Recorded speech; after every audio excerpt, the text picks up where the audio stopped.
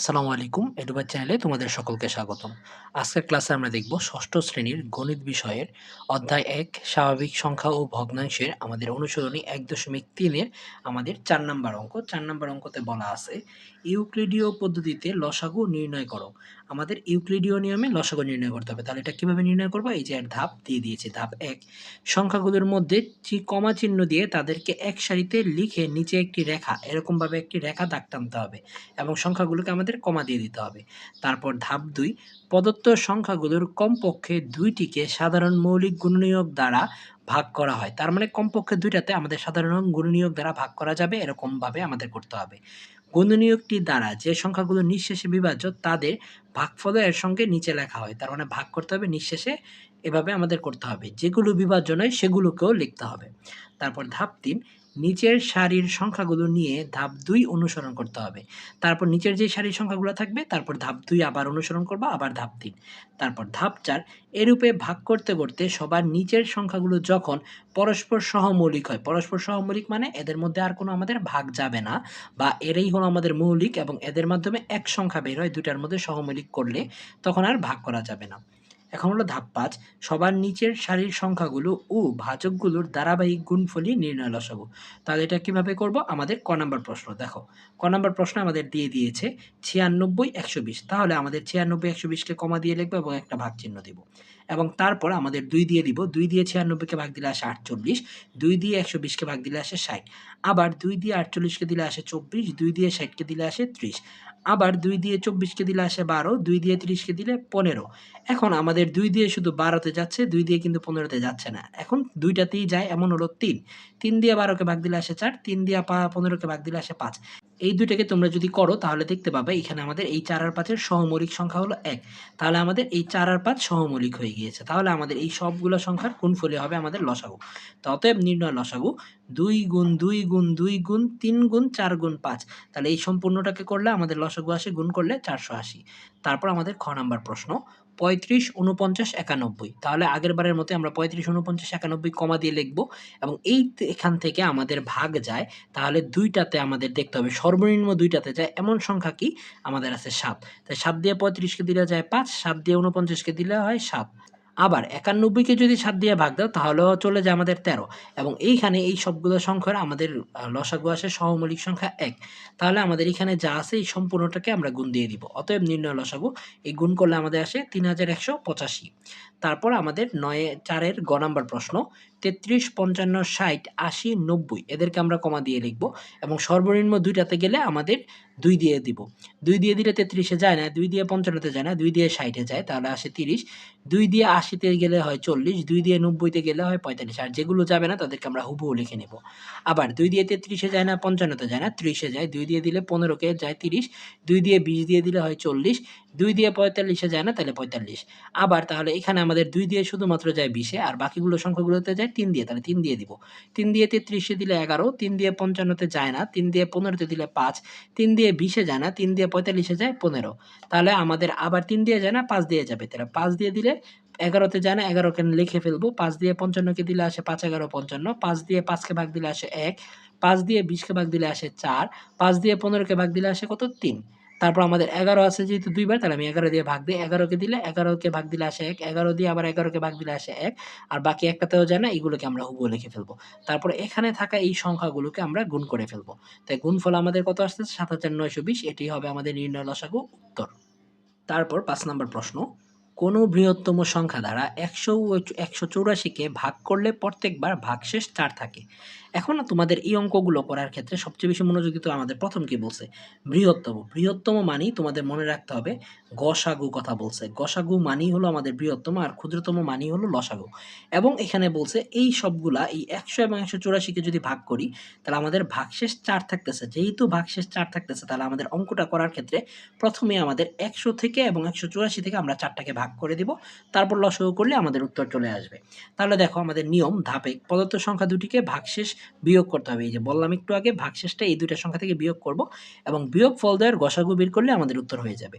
তাহলে সমাধানটা কিভাবে? যেহেতু বৃহত্তম সংখ্যা দ্বারা ১০০ ও ১৮৪, ১০০ ও ১৮৪ কে ভাগ করলে প্রত্যেকবার 4 ভাগশেষ থাকে, কাজেই নির্ণয় সংখ্যাটি হবে। তাহলে প্রথমে আমাদের 100 থেকে 4 বিয়োগ দিই, আসতেছে 96, 184 থেকে 4 বিয়োগ দিই, আসতেছে 180। তাহলে 96 এবং 180-র মধ্যে আমরা গসাগু করব। তাহলে 96 দিয়ে 180-কে যদি আমরা ভাগ দিই, তাহলে একবার যায় আসে 96, 180 থেকে 96 ভাগ দিলে আসে, বিয়োগ দিলে আসে 84, 84-কে আবার 96 দিয়ে ভাগ দিলে একবার যায়, 96 থেকে 84 বিয়োগ দিলে আসে 12, 12-কে আবার 84 দিয়ে ভাগ দিলে আমাদের 7 বার যায়, 7 12 84, তার মানে আমাদের সর্বশেষ শূন্য চলে আসছে, আর সর্বশেষ ভাজক পেলাম আমরা 12। অতএব 96 ও 180 এর গসাগু হবে 12। অতএব নির্ণয় বৃহত্তম সংখ্যাটি হলো আমাদের 12। তারপর 6 নম্বর প্রশ্ন। 6 নম্বর প্রশ্নতে বলা আছে আগের মতোই কোন বৃহত্তম সংখ্যা দ্বারা 27, 40 ও 65-কে ভাগ করলে যথাক্রমে 3, 4, 5 ভাগশেষ থাকবে। তার মানে আগেরবারের মতো যেহেতু প্রশ্নতে বৃহত্তম বলা আছে, তার মানে গসাগু করতে হবে, এবং যেহেতু আমাদের বলছে 3, 4, 5 তিনটি সংখ্যা আমাদের ভাগশেষ থাকে, তাহলে আমাদের মনে রাখতে হবে 27 থেকে বিয়োগ দিব, প্রথমে যেহেতু 27 এখানে প্রথমে আছে 3, তাহলে 27 থেকে আমরা বিয়োগ দিব 3। তারপর 40 যেহেতু আছে দ্বিতীয়, তাহলে 40 থেকে আমরা বিয়োগ দিব 4, এবং 65 যেহেতু আছে তৃতীয়, তাহলে আমাদের 5 বিয়োগ দেব এই 3 নাম্বার 65 থেকে। তাহলে এর অঙ্কটি কিভাবে করবে, নিয়মটি দেখো লিখে দিয়েছি। ধাপ 1, প্রদত্ত সংখ্যা 3টি থেকে যথাক্রমে 3, 4, 5 বিয়োগ করতে হবে, এবং বিয়োগ ফলত্রয়ের আমাদের গসাগু বের করতে হবে। তাহলে এর সমাধানটা দেখো, যেহেতু 27, 40 ও 65-কে নির্ণয় সংখ্যা দ্বারা ভাগ করলে যথাক্রমে 3, 4 ও 5 ভাগশেষ থাকে, কাজেই নির্ণয় সংখ্যাটি হবে 27 থেকে 3 বিয়োগ দিলে আসতেছে 24, 40 থেকে 4 বিয়োগ দিলে আসতেছে 36, 65 থেকে 5 বিয়োগ দিলে আসতেছে 60। তাহলে এখানে 24, 36 এবং 60 এর গসাগু করব। তাহলে এর গসাগু গুণনীয়কগুলো বের করে নিয়েছি আমরা, এবং 36 এর গুণনীয়কও বের করে নিলাম, 60 এর গুণনীয়কও বের করে নিলাম। তাহলে এদের গসাগু করার জন্য আমাদের মৌলিক গুণনীয়কগুলো নিতে হবে। তাহলে আমরা যদি দেখি 2 এখানে আছে, 2 এখানে আছে, 2 এখানে আছে, তাহলে আমরা একটা 2 লিখতে পারলাম।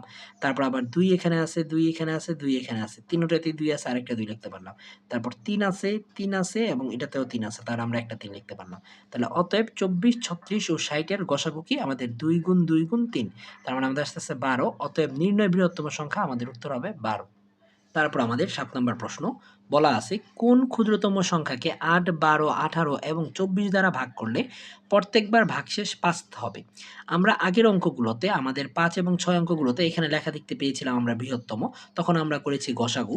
এখন যেহেতু আমাদের ক্ষুদ্রতম, এখন আমাদের করতে হবে লসাগু। এই জিনিসটা তোমাদের অবশ্যই মনে রাখতে হবে। এখানে বৃহত্তম বললে গসাগু এবং ক্ষুদ্রতম বললে লসাগু। তাহলে এখন আমাদের বলে দিয়েছে প্রত্যেকবার ভাগশেষ 5 থাকে, তাহলে এর সমাধানটা কিভাবে হবে দেখো। ধাপ 1, প্রদত্ত সংখ্যা দ্বয়ের লসাগু বের করব, তারপর লসাগু থেকে এই ভাগশেষটা আমরা যোগ করে দেব, যেহেতু সে বারবার আমাদের থাকতেছে প্রতিটা সংখ্যা থেকে। এর সমাধানটা হবে প্রদত্ত সংখ্যাগুলো দ্বারা বিভাজ্য ক্ষুদ্রতম সংখ্যা হলো সংখ্যাগুলোর লসাগু। সুতরাং 8, 12, 18 ও 24 এর লসাগুর সাথে 5 যোগ করলে আমাদের উত্তরটা হয়ে যাবে। তাহলে 8, 12, 18, 24 এর লসাগু, 2 দিয়ে 8-কে ভাগ দিলে আসে 4, 2 দিয়ে 12-কে ভাগ দিলে আসে 6, 2 দিয়ে 18-কে ভাগ দিলে আসে 9, 2 দিয়ে 24-কে ভাগ দিলে আসে 12, আবার 2 দিয়ে যায়, 2 দিয়ে 4-কে ভাগ দিলে আসে 2, 2 দিয়ে 6-কে ভাগ দিলে আসে 3, 2 দিয়ে যেহেতু 9-তে যাচ্ছে না 9 থাকবে, 2 দিয়ে 12-কে ভাগ দিলে আসে 6, আবার 2 দিয়ে দিই, 2 দিয়ে 2-কে ভাগ দিলে আসে 1, 2 দিয়ে 3-এ যায় না 9-এ যায় না, এটাকে হুবহু লিখে ফেলবো, 2 দিয়ে 6-কে ভাগ দিলে আসে 3, আবার 3 দিয়ে যদি দেই, 3 দিয়ে 1-এ যায় না, 1 একই থাকবে, 3 দিয়ে 3-কে ভাগ দিলে আসে 1, 3 দিয়ে 9-কে ভাগ দিলে আসে 3, 3 দিয়ে 3-কে ভাগ দিলে আসে 1। তাহলে এখানে থাকা এই সবগুলো সংখ্যাকে আমরা গুণ করে ফেলবো। অতএব নির্ণয় লসাগু, সবগুলোকে গুণ করলে আমাদের আসতেছে 72 লসাগু, এবং আমাদের সর্বশেষ যেহেতু ভাগশেষ 5 থাকতেছে, এই ভাগশেষটাকে আমাদের এই লসাগুর সাথে যোগ দিয়ে দিব। অতএব নির্ণয় ক্ষুদ্রতম সংখ্যা 72 যোগ 5 আমাদের 77 হবে এই প্রশ্নের উত্তর।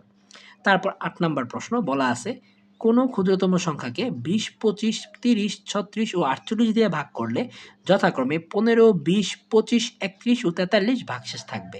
তাহলে সেম আগের বারের মতোই ক্ষুদ্রতম যেহেতু, তার মানে লসাগু করব, এবং যেহেতু আমাদের প্রতিবার 5 থাকতেছে, তাহলে আমাদের এই সংখ্যাটা শেষ পর্যন্ত 5টাকে আমরা যোগ করে দিব। তাহলে দেখো, প্রদত্ত ভাজক ও ভাগশেষের মধ্যকার পার্থক্য।